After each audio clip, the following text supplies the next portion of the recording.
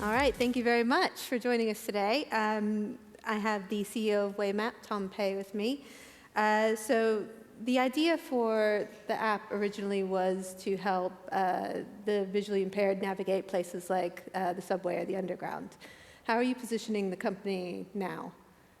Well, when I founded Waymap, I was really inspired by something that Steve Jobs said when he was trying to get the iPhone through at Apple. He said, if we can make this work for blind people, it will work for everybody.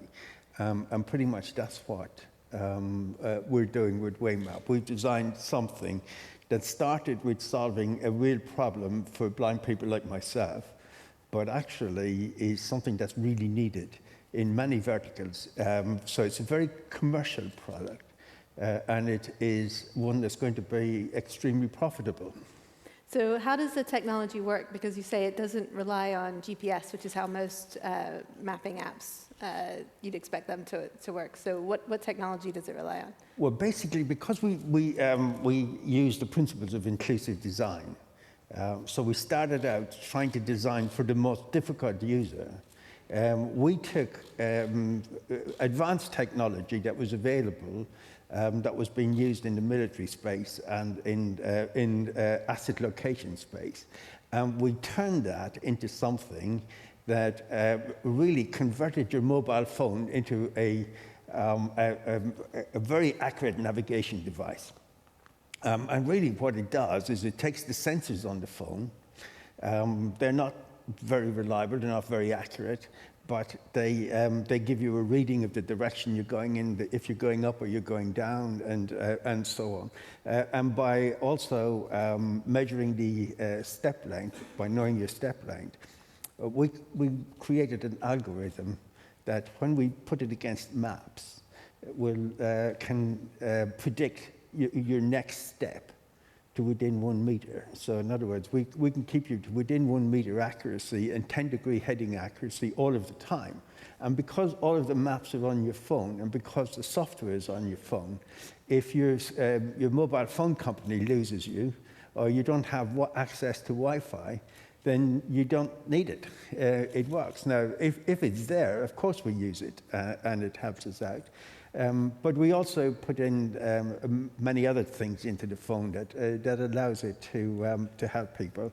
And with disabilities, we just simply then stack on top of the basic device all of the extra features that different forms of disabled people need.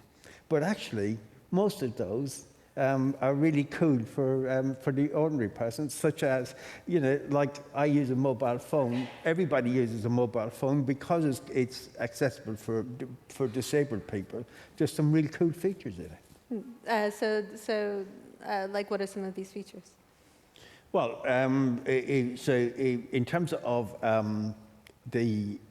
for blind people, for instance, the most important thing is that you get an instruction on time, and that the instruction is clear, and that the instruction makes sense to you, right? Mm-hmm. So when I'm being trained to use a white cane or use a guide dog, I learn certain tricks about how to get around. What we do is we harness that, and we create mental maps so that, simply by saying straight ahead, rails on your left, right?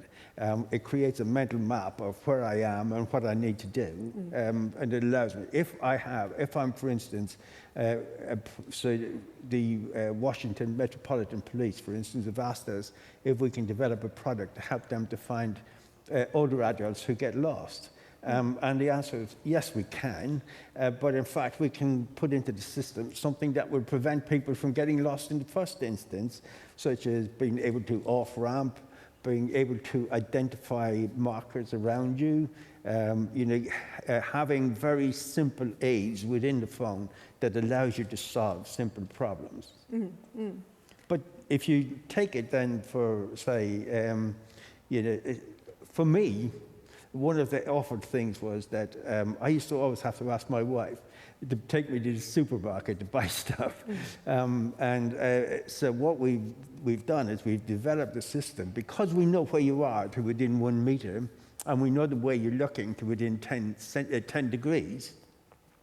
We know if you're in the wine aisle or in the coffee aisle. Oh, wow. And we know if you're looking at the white wine or the red wine, and so on, yeah?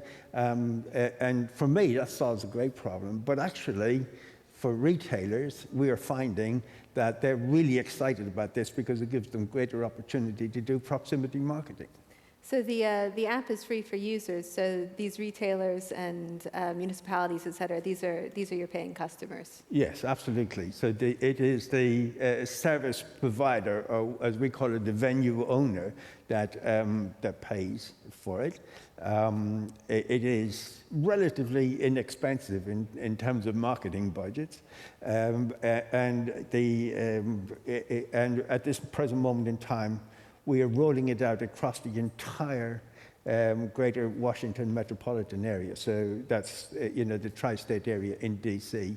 And DC will become the first city in the world to have a really inclusive transportation system that can be used by the 10 million visitors that come to DC every year.